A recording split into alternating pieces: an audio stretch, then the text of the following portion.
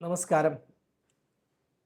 നമ്മുടെ ഭാരതീയ വൈദിക ജ്യോതിഷ പാരമ്പര്യത്തിലെ പ്രത്യേകിച്ച് കേരളീയ ആചാര്യന്മാർ അതീവ പ്രാധാന്യത്തോടെ നോക്കിക്കാണുന്ന 27 നക്ഷത്രങ്ങളിൽ ഒന്നാണ് തിരുവോണം അഥവാ ശ്രാവണ നക്ഷത്രം. സാധാരണയായി നാളുകൾ ചിന്തിക്കുന്നത് ഈ നക്ഷത്രത്തിൽ ജനിച്ചവർക്കെല്ലാം ഒരേപോലെയുള്ള അനുഭവങ്ങളായിരിക്കും ജീവിതത്തിൽ ഉണ്ടാകുക എന്നാണ്.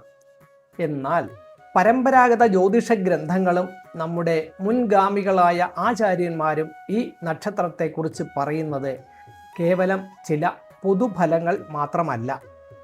പ്രപഞ്ചത്തിൻ്റെ സൂക്ഷ്മമായ തത്വങ്ങൾ ഈ നക്ഷത്രത്തിൽ ജനിച്ചവരുടെ ചിന്തകളെയും ജീവിതത്തെയും എങ്ങനെയാണ് സ്വാധീനിക്കുന്നത് എന്ന് പരമ്പരാഗത ജ്യോതിഷ വ്യാഖ്യാന പ്രകാരം ജീവിതത്തിൽ വരാവുന്ന മാറ്റങ്ങൾ എന്തൊക്കെയുമാണെന്നുമാണ് ഇന്ന് നമ്മൾ ഇവിടെ സംസാരിക്കുന്നത്. ഈ നക്ഷത്രത്തിൻ്റെ ആഴങ്ങളിലേക്ക് ഇറങ്ങുന്നതിന് മുൻപ് ഒരു കാര്യം നമ്മൾ പ്രത്യേകം ഓർക്കണം. ഇവിടെ പറയുന്ന കാര്യങ്ങൾ ഈ നക്ഷത്രത്തിൻ്റെ പൊതുവായ സ്വഭാവങ്ങളാണ്. ഒരു വ്യക്തിയുടെ ജാതകത്തിൽ ഇത് വ്യത്യാസപ്പെടാം. അവരുടെ ജനന സമയത്തെ ലഗ്നം, ഗ്രഹനിലകൾ, അവർക്ക് ഇപ്പോൾ നടന്നുകൊണ്ടിരിക്കുന്ന ദശാകാലങ്ങൾ എന്നിവ അനുസരിച്ച് ഇതിൽ വലിയ മാറ്റങ്ങൾ വരാം. നമുക്ക് ആദ്യം ഈ നക്ഷത്രത്തിൻ്റെ പേരിൻ്റെ പൊരുൾ എന്താണെന്ന് നോക്കാം. വേദ പാരമ്പര്യത്തിൽ തിരുവോണത്തെ ശ്രാവണം എന്നാണ് വിശേഷിപ്പിക്കുന്നത്. ശ്രു എന്ന സംസ്കൃത ധാതുവിൽ നിന്നാണ് ഈ പദം ഉണ്ടായിട്ടുള്ളത്. ഇതിൻ്റെ അർത്ഥം കേൾക്കുക എന്നതാണ്. ഉപനിഷത്ത് പാരമ്പര്യത്തിൽ അറിവ് നേടുന്നതിന് 3 ഘട്ടങ്ങളാണ് പറയുന്നത്: ശ്രാവണം, മനനം, നിധിധ്യാസനം. അതിൽ ആദ്യത്തെയും ഏറ്റവും പ്രധാനപ്പെട്ടതുമായ പടിയാണ് ശ്രവണം അഥവാ സത്യം, ശ്രദ്ധയോടെ കേൾക്കുക എന്നത്. അതുകൊണ്ട് തന്നെ കേൾവിയിലൂടെ പ്രപഞ്ചജ്ഞാനത്തെയും അനുഭവങ്ങളെയും ആന്തരികമായി ഉൾക്കൊള്ളാനുള്ള ഒരു ആത്മീയ മനോഭാവത്തെയാണ് ഈ നക്ഷത്രത്തിൻ്റെ പേര് സൂചിപ്പിക്കുന്നത്. ഈ കേൾവി എന്ന തത്വത്തെ തന്നെയാണ് തിരുവോണത്തിൻ്റെ പ്രധാന പ്രതീകമായ ചെവി സൂചിപ്പിക്കുന്നത്. വേദപാരമ്പര്യത്തിൽ കേൾക്കുക എന്നത് വെറും ശബ്ദം ശ്രവിക്കുക എന്നതല്ല, മറിച്ച് അറിവ് പൂർണ്ണമായി ഉൾക്കൊള്ളുകയും അതിനെ ജീവിതത്തിൽ പ്രയോഗിക്കുകയും ചെയ്യുക എന്നതാണ്. അതുകൊണ്ടാണ് ഈ നക്ഷത്രവുമായി ബന്ധപ്പെട്ട് നല്ല ശ്രോതാക്കളും ആഴത്തിൽ ചിന്തിക്കുന്നവരുമെന്ന വിവരണം ജ്യോതിഷത്തിൽ കാണപ്പെടുന്നത്. ഇതോടൊപ്പം 3 കാൽപ്പാടുകൾ എന്നൊരു പ്രതീകം കൂടി ഈ നക്ഷത്രത്തിനുണ്ട്. അത് ലക്ഷ്യത്തിലേക്കുള്ള ദൃഢമായ ചുവടുവെപ്പുകളെയാണ് കാണിക്കുന്നത്. ഈ 3 കാൽപ്പാടുകൾ എന്ന പ്രതീകത്തിന് നമ്മുടെ പുരാണങ്ങളുമായി വലിയൊരു ബന്ധമുണ്ട്. മഹാവിഷ്ണുവിൻ്റെ വാമനാവതാരവുമായി ബന്ധപ്പെടുത്തിയാണ് ആചാര്യന്മാർ ഈ നക്ഷത്രത്തെക്കുറിച്ച് പറയുന്നത്. വാമനമൂർത്തി മഹാബലിയുടെ മുന്നിൽ 3 അടി മണ്ണ് അളന്ന ആ ചരിത്രം പ്രപഞ്ചത്തിൻ്റെ വികാസത്തെയാണ് സൂചിപ്പിക്കുന്നത്. ഭഗവാന്റെ ത്രിവിക്രമ രൂപത്തിൻ്റെ അഥവാ 3 ലോകങ്ങളെയും അളന്നു തിട്ടപ്പെടുത്തിയ ആ ഊർജം ഈ നക്ഷത്ര ജാതകരിൽ പ്രതിഫലിക്കാം എന്നാണ് പരമ്പരാഗത വ്യാഖ്യാനം. ജീവിതത്തിൽ എത്ര ലളിതമായ സാഹചര്യങ്ങളിൽ നിന്ന് തുടങ്ങിയാലും കൃത്യമായ ലക്ഷ്യബോധവും ധർമ്മനിഷ്ഠയും ഉണ്ടെങ്കിൽ സ്വന്തം പ്രയത്നത്താൽ ജീവിതത്തിൽ ക്രമാനുഗതമായ ഉന്നതി കൈവരിക്കാൻ ഇവർക്ക് സാധിക്കുമെന്നാണ് ഈ പുരാണ പശ്ചാത്തലം നമ്മെ പഠിപ്പിക്കുന്നത്. ഈ നക്ഷത്രത്തിൻ്റെ അധിദേവത പ്രപഞ്ചത്തിൻ്റെ പ്രകൃതിയായ സംരക്ഷണം, ദീർഘവീക്ഷണം, കാര്യങ്ങളെ വ്യവസ്ഥാപിതമായി കൊണ്ടുപോകാനുള്ള കഴിവ് എന്നിവ ഈ നക്ഷത്ര ഊർജത്തിൽ അടങ്ങിയിരിക്കുന്നു. ജീവിതത്തിലെ പ്രതിസന്ധികളിൽ തളരാതെ കാര്യങ്ങളെ സമഗ്രമായി വീക്ഷിക്കാൻ ഇവർക്ക് ഈ ദേവതാ സ്വാധീനം പ്രേരണ നൽകിയേക്കാം. ജ്യോതിഷ തത്വങ്ങളുടെ അടിസ്ഥാനത്തിൽ തിരുവോണത്തിൻ്റെ നക്ഷത്രാധിപൻ മനസ്സിൻ്റെയും വികാരങ്ങളുടെയും കാരകനായ ചന്ദ്രനാണ്. ചന്ദ്രൻ്റെ സ്വാധീനം കാരണം മറ്റുള്ളവരുടെ മാനസികാവസ്ഥകളെയും വികാരങ്ങളെയും ആഴത്തിൽ മനസ്സിലാക്കാനും അവരോട് സഹാനുഭൂതിയോടെ പെരുമാറാനുമുള്ള ഒരു പ്രവണത ഇവരിൽ പൊതുവെ കണ്ടുവരാറുണ്ട്.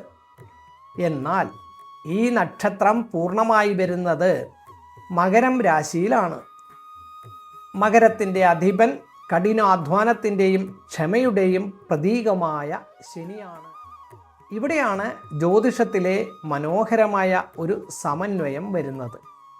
ഒരു വശത്ത് വികാരനിർഭരനായ ചന്ദ്രൻ, മറുവശത്ത് അച്ചടക്കമുള്ള ശനി. ഈ രണ്ട് വിപരീത ഊർജങ്ങൾ ഉള്ളതുകൊണ്ട് തിരുവോണം നക്ഷത്രക്കാരുടെ ഉള്ളിൽ എപ്പോഴും ഒരു ആന്തരിക വിചാരണ നടക്കാറുണ്ട്. വികാരങ്ങളും പ്രായോഗികതയും തമ്മിൽ ഒരു സംതുലിതാവസ്ഥ കണ്ടെത്തുക എന്നതാണ് ഇവരുടെ ജീവിതത്തിലെ ഏറ്റവും വലിയ ദൗത്യം. നമ്മുടെ കേരളീയ ജ്യോതിഷ പാരമ്പര്യത്തിൽ നക്ഷത്രങ്ങളുടെ ഗുണങ്ങളെ തരംതിരിക്കുമ്പോൾ തിരുവോണത്തെ ദേവഗണം നക്ഷത്രമായാണ് കണക്കാക്കുന്നത്. സ്വാഭാവികമായും സാത്വിക ചിന്തകൾ, ശാന്തതയോടുള്ള താല്പര്യം, സ്വാർത്ഥതയില്ലാത്ത പെരുമാറ്റം എന്നിവ ദേവഗണത്തിൻ്റെ സ്വാധീനത്താൽ ഇവരിൽ പ്രകടമാകാൻ സാധ്യതയേറെ. കാര്യങ്ങൾ വേഗത്തിൽ പഠിച്ചെടുക്കാൻ ഇത് സഹായിക്കുമെങ്കിലും ജാതകത്തിൽ ചന്ദ്രന് ബലക്കുറവുണ്ടായാൽ മനസ്സ് ഒരിടത്തുറച്ചു നിൽക്കാതെ ചഞ്ചലമാകാനും ഇത് കാരണമായേക്കാം.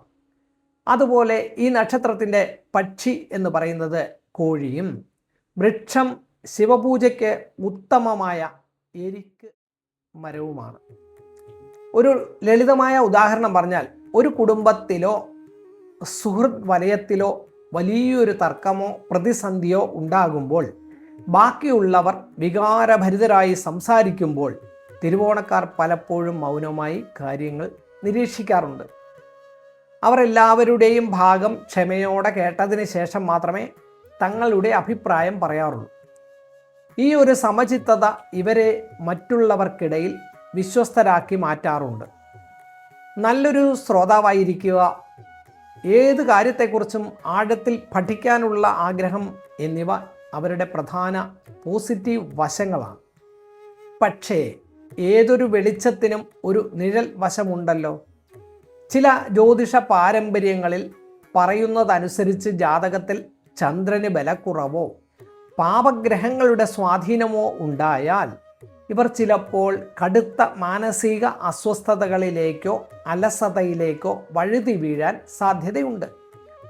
കേൾക്കാനുള്ള ഇവരുടെ കഴിവ് ചിലപ്പോൾ അനാവശ്യമായ പരദൂഷണങ്ങളിലോ മറ്റുള്ളവരുടെ സ്വകാര്യ കാര്യങ്ങളിൽ താല്പര്യം കാണിക്കുന്നതിലോ ചെന്നെത്തും. ഇത് ജീവിതത്തിൽ അനാവശ്യമായ അപവാദങ്ങൾക്കും പേരുദോഷങ്ങൾക്കും കാരണമായേക്കാമെന്നതിൽ പ്രത്യേകം ശ്രദ്ധിക്കേണ്ടതുണ്ട്. തീർച്ചയായും ഇത് വ്യക്തിപരമായ ജാതകത്തെ ആശ്രയിച്ചായിരിക്കും. ഈ സ്വഭാവങ്ങളാണ് ഇവരുടെ തൊഴിൽ ജീവിതത്തെയും സ്വാധീനിക്കുന്നത്. തിരുവോണം നക്ഷത്രത്തിൻ്റെ പ്രതീകമായ കേൾവിയും ആശയവിനിമയവും തന്നെയാണ് ഇതിന് കാരണം. അധ്യാപനം, നിയമം, ഭരണം, ജനവിനിമയവുമായി ബന്ധപ്പെട്ട കാര്യങ്ങൾ, മാനസിക ഉപദേശങ്ങൾ നൽകുന്ന മേഖലകൾ, മാധ്യമ പ്രവർത്തനം, ഗവേഷണം, സംഗീതം എന്നിവ ഇവർക്കേറെ അനുയോജ്യമായ മേഖലകളാണ്. മറ്റുള്ളവരുടെ ക്ഷമയോടെ കാര്യങ്ങൾ കേൾക്കുന്നതിനും കൃത്യമായി വിശകലനം ചെയ്യുവാനുമുള്ള ഇവരുടെ ജന്മസിദ്ധമായ കഴിവാണ് ഈ മേഖലകളിലെ ഇവരെ വിജയത്തിലേക്ക് എത്തിക്കുന്നത്.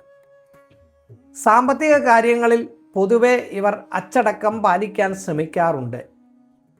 ശനിയുടെ സ്വാധീനമുള്ളതിനാൽ പെട്ടെന്നുള്ള ധനസമ്പാദനത്തേക്കാൾ കഠിനാധ്വാനത്തിലൂടെയും ഘട്ടം ഘട്ടമായുള്ള പ്രയത്നത്തിലൂടെയും സമ്പത്ത് കെട്ടിപ്പടുക്കാനാണ് ഇവർക്ക് യോഗം കാണാറുള്ളത്. എങ്കിലും ജാതകത്തിലെ ധനഭാവങ്ങളുടെയും വ്യാഴത്തിൻ്റെ സ്ഥിതിയുടെയും അടിസ്ഥാനത്തിൽ മാത്രമേ സാമ്പത്തിക സ്ഥിതി പൂർണ്ണമായി വിലയിരുത്താനാവുകയുള്ളൂ. ഇനി കുടുംബജീവിതത്തിലേക്ക് വരികയാണെങ്കിൽ പരസ്പരമുള്ള ആശയവിനിമയത്തിനും വിശ്വാസത്തിനും വലിയ പ്രാധാന്യം നൽകുന്നവരാണ് ഇവർ.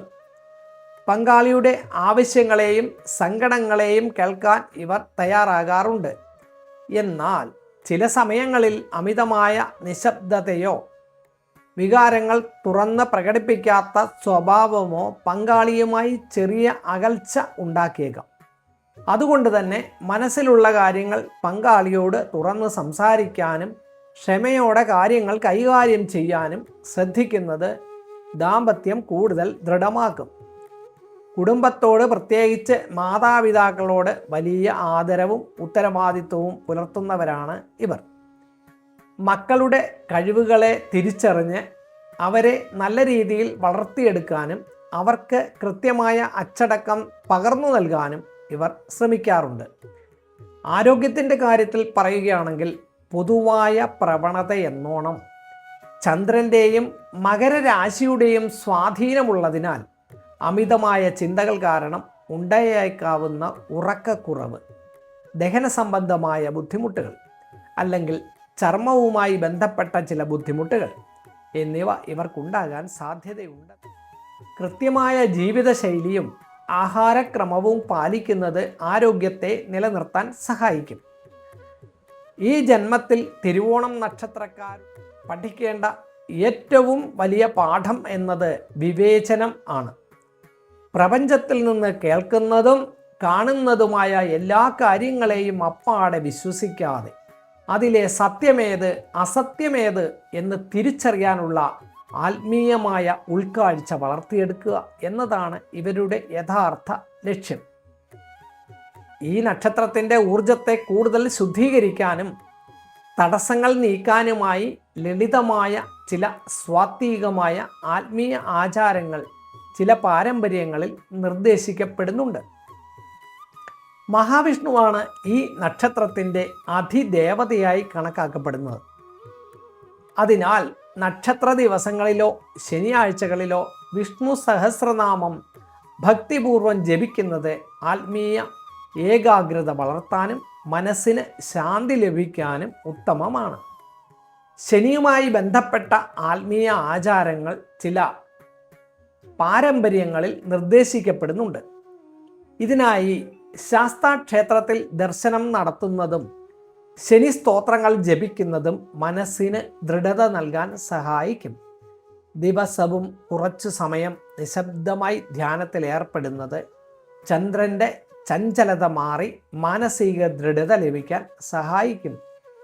വൈദിക സംസ്കാരത്തിൽ കേൾവിക്ക് അതീവ പാവനമായ ഒരു സ്ഥാനമാണുള്ളത്. ഈ പ്രപഞ്ചത്തിൻ്റെ ഉൽപ്പത്തി തന്നെ ശബ്ദത്തിൽ നിന്നാണെന്നാണ്, അഥവാ നാദബ്രഹ്മത്തിൽ നിന്നാണെന്നാണ് വിശ്വാസം. തിരുവോണം നക്ഷത്രം എന്നത് ആ പുണ്യമായ ശബ്ദത്തെ അഥവാ പ്രപഞ്ച സത്യങ്ങളെ ആവാഹിക്കാൻ കെൽപ്പുള്ള ഒന്നായാണ് പുരാതന ആചാര്യന്മാർ കണക്കാക്കിയിരുന്നത്. വേദപഠനവുമായി ഈ നക്ഷത്രത്തിനുള്ള ആഴമേറിയ ബന്ധം ജ്യോതിഷത്തിലെ വളരെ മനോഹരമായ ഒരു രഹസ്യമാണ്. ഈ വീഡിയോയിൽ നമ്മൾ പങ്കുവച്ചിരിക്കുന്ന വിവരങ്ങൾ പൊതുവായ നക്ഷത്ര ലക്ഷണങ്ങളെയും വൈദിക ജ്യോതിഷ തത്വങ്ങളെയും അടിസ്ഥാനമാക്കിയുള്ളതാണ്. ഓരോ വ്യക്തിയുടെയും ജീവിത അനുഭവങ്ങൾ, അവരുടെ ജനന സമയത്തെ ലഗ്നം, ഗ്രഹനിലകൾ, നിലവിലുള്ള ദശാകാലങ്ങൾ, ദശാസന്ധികൾ എന്നിവയ്ക്ക് അനുസൃതമായിട്ട് വ്യത്യാസപ്പെട്ടിരിക്കും.